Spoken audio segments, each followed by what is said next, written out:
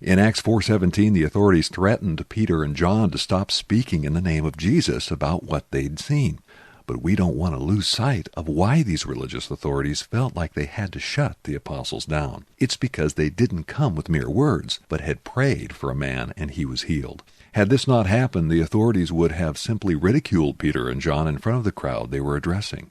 But seeing the man standing next to them who had been healed and the fact that they spoke with authority as men who had been with Jesus, these authorities could say nothing against the apostles.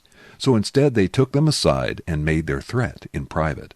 Have you ever made someone else uncomfortable by what you've said about your faith?